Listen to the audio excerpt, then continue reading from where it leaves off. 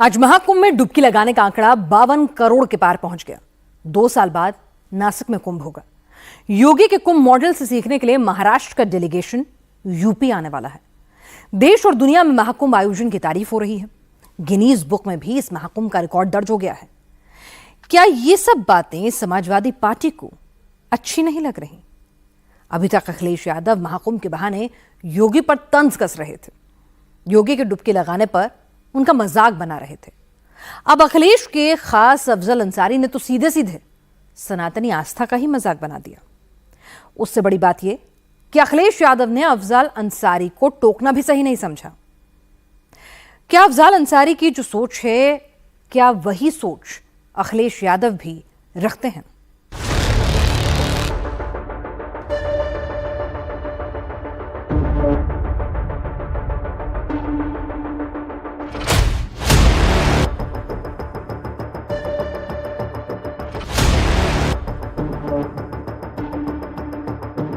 जो आदरणीय योगी आदित्यनाथ जी से भी मेरी बात हुई कि वहाँ पर जो नियोजन किया गया है, करोड़ों लोग वहाँ आए और वो नियोजन देखने के लिए, उसकी जानकारी लेने के लिए हमारे यहाँ से सभी अधिकारी जो है एक टीम जाने वाली है और उनको वहाँ के लोग मार्गदर्शन करेंगे। इसलिए मैंने उनसे बात की और उन्होंने कहा है आपके टीम को भेजो, उनको हम पूरी जानकारी देंगे ताकि ये हमारा जो सियस्त कुंभ है यशस्वी हो जाए, लोगों को उसका कोई भी किसी भी तरह की उनको तकलीफ ना हो।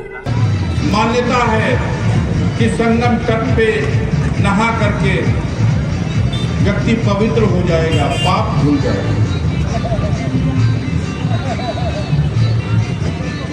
अगर पाप धुल जाएगा तो इसका मतलब आगे वैकुंठ में जाने का रास्ता खुल जाएगा। तो जो आलम दिखाई दे रहा है उससे तो लग रहा है कि नर्क में तो कोई बचे ही नहीं और उधर हाउसफुल हो जाएगा। 2027 में नासिक कुंभ कैसे प्रयागराज के तर्ज पर किया जाए, ये महाराष्ट्र के डिप्टी सीएम शिंदे यूपी के सीएम योगी से समझना चाहते हैं। दूसरी तरफ उत्तर प्रदेश के ही सांसद दुनिया के सबसे बड़े आयोजन पर तंज कस रहे हैं। अफजाल अंसारी जिस समाजवादी पार्टी के सांसद हैं, उसके मुखिया अखिलेश यादव भी महाकुंभ में आस्था की डुबकी लगा चुके हैं। लेकिन अफजाल सार्वजनिक मंच से सनातनियों के सबसे बड़े पर्व का मजाक बना रहे हैं। मदीना में होने वाली हज के बारे में या रोजों के बारे में या नमाज के बारे में या कलमा के बारे में या सुन्नत के बारे में अगर कोई कहेगा तो कितना बड़ा बवाल होगा। तो ये सनातन धर्म के लोग सहिष्णु होते हैं, इसलिए कोई भी बकवास कर लेता है। 2024 लोकसभा चुनाव की इन तस्वीरों ने खूब चर्चा बटोरी थी, जब अफजाल अंसारी की बेटी शिव मंदिरों पर जल चढ़ाते हुए देखी गई। अफजाल अंसारी जिस गाजीपुर लोकसभा सीट से सांसद हैं, वहां मुस्लिम आबादी सिर्फ 15% है और हिंदू 85% है। यानी अफजाल अंसारी को लोकसभा पहुंचने के लिए उन सनातनियों के भी वोट मिले जिनकी आस्था का वो मजाक बना रहे हैं। अफजाल अंसारी बोल तो गए, अब क्यों बोला है ये यूपी पुलिस को वो डिटेल में समझाएंगे। उनके खिलाफ एफआईआर दर्ज हो गई है। गाजीपुर के शादियाबाद थाने में अफजाल के खिलाफ बीएनएस की धारा 293 यानी सार्वजनिक उपद्रव और धारा 353 के सेक्शन 2 यानी जानबूझकर किसी धर्म या जाति के बारे में झूठी जानकारी फैलाना के तहत केस दर्ज किया गया है। देखिए, उनका ये अब या तो मेंटल हो गए हैं वो, या आजम खान बनना चाह रहे हैं, क्योंकि आजम खान जी की आवाज तो बंद हो गई है, तो सपा में एक आजम खान जी की जगह खाली है। तो या तो उस जगह को लेना चाह रहे हो या तो वो मेंटल हो गए, क्योंकि वो ये पहली बार उन्होंने बयान नहीं दिया, ये वो दूसरी बार बयान दे रहे हैं और इससे पहले वाले बयान पे भी उन पे मुकदमा दर्ज हुआ है धार्मिक भावनाओं को ठेस पहुंचाने के। हो सकता है कि अफजाल को मोक्ष का कॉन्सेप्ट ना पता हो, इसलिए उन्होंने ऐसा कहा, लेकिन अखिलेश यादव अपने सांसद को मोक्ष का अर्थ समझा सकते थे, विज्ञान और आस्था के बीच का फर्क बता सकते थे। लेकिन अखिलेश खुद बार बार योगी सरकार पर सियासी हमला करने के लिए महाकुंभ का इस्तेमाल करते आ रहे हैं। एक चीज कुंभ में हमने भी सीखी इस बार, वो आपको भी सीखना चाहिए। कपड़े पहन करके स्नान करना है। पुण्य कमाने के लिए त्रिवेणी में स्नान करिए, जिससे कि आपकी बुद्धि शुद्ध हो।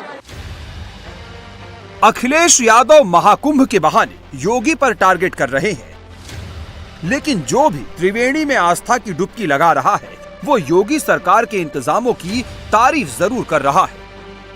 महाराष्ट्र के सीएम देवेंद्र फडणवीस भी पूरे परिवार के साथ प्रयागराज आए, संगम में स्नान किया, नाव पर बैठकर हनुमान चालीसा का पाठ किया।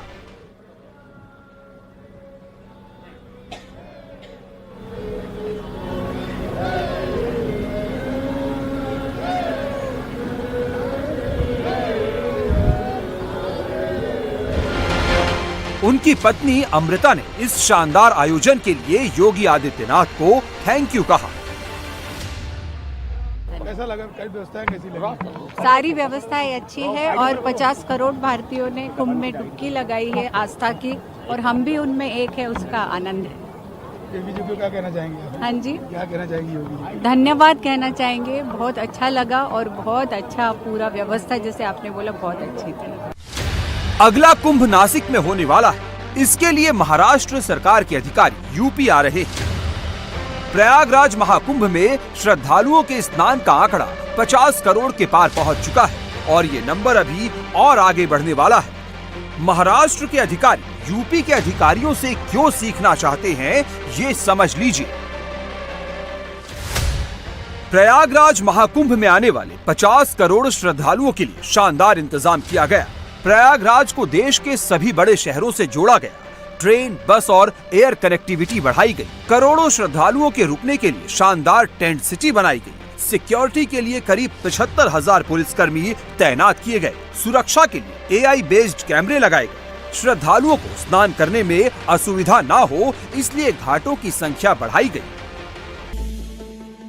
प्रयागराज महाकुंभ में हर दिन नया कीर्तिमान बन रहा है। Guinness book of world records की टीम प्रयागराज में मौजूद है। महाकुंभ में आस्था की डुबकी लगाने वाले श्रद्धालुओं की संख्या 50 करोड़ के पार पहुंच गई है। दुनिया के किसी दूसरे आयोजन में कभी भी इतनी भीड़ नहीं आई। मां गंगा, मां यमुना और मां सरस्वती की त्रिवेणी में आस्था की पावन डुबकी लगा करके भारत की आस्था को भारत की एकता के संदेश के साथ जोड़ने का काम किया है। और यह संदेश कि जहां जाति का भेद नहीं, पाति का भेद नहीं, क्षेत्र का भेद नहीं, एक भारत श्रेष्ठ भारत की परिकल्पना को लेकर के हर हर गंगे का उद्घोष करते हुए, मां गंगा का आशीर्वाद लेते हुए हर श्रद्धालु देश के अलग अलग कोने से आकर के आस्था की डुबकी लगा रहा है। इससे बड़ा आयोजन दुनिया के अंदर कहीं नहीं हुआ है।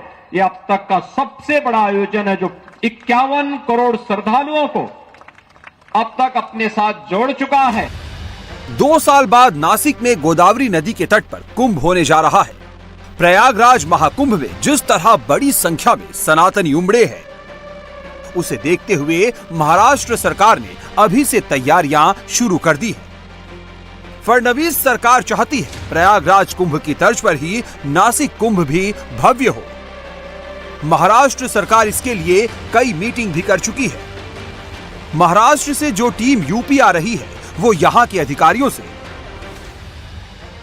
इंफ्रास्ट्रक्चर, बेहतर कनेक्टिविटी का इंतजाम, करोड़ों श्रद्धालुओं के ठहरने की व्यवस्था, क्राउड मैनेजमेंट, पैनिक सिचुएशन को हैंडल करने की तैयारी, गोदावरी और उसकी सहायक नदियों की साफ सफाई, महाराष्ट्र के दूसरे धार्मिक स्थलों की ब्रांडिंग, धार्मिक पक्ष के साथ इसके आर्थिक पक्ष, रोजगार के नए रास्ते और टूरिज्म सेक्टर को कुंभ से फायदा कैसे पहुंचे, ये सीखना चाहती है।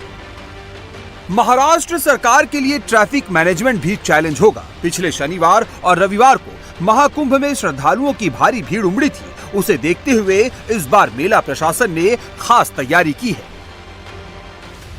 महाकुंभ मेला क्षेत्र को नो व्हीकल जोन घोषित किया गया है। 16 फरवरी को भी मेला क्षेत्र में किसी भी वाहन के प्रवेश की अनुमति नहीं होगी। श्रद्धालुओं को असुविधा ना हो, इसके लिए संगम तक के रास्ते को बड़ा कर दिया गया है। बहुत अच्छा प्रबंध है, बहुत अच्छा वो है, लेकिन पब्लिक का भीड़ है, पब्लिक आती रहेगी जाती रहेगी। जी बहुत अच्छा व्यवस्था है। मैम क्या नाम है आपका? शीतल मेहरा, कहाँ से हैं आप? अमृतसर पंजाब। अब पंजाब से यहाँ तक का सफर जब तय किया आपने तो कितने चैलेंजेस थे और यहाँ आके कितनी खुशी हो रही है? एक्चुअली आने का शौक इतना था कि कोई चैलेंज हमें महसूस ही नहीं हुआ, और अब यहाँ आके हम अपने आप को बहुत खुशकिस्मत समझ रहे हैं। अच्छा, ये कहा गया कि बहुत भीड़ है या फिर यहाँ पे? वो तो होनी ही थी, इसके लिए तो हर कोई तैयार है कि हम कुंभ जा रहे हैं तो भीड़ मिलेगी, लेकिन बहुत मजा आ रहा है, बहुत आनंद आ रहा है।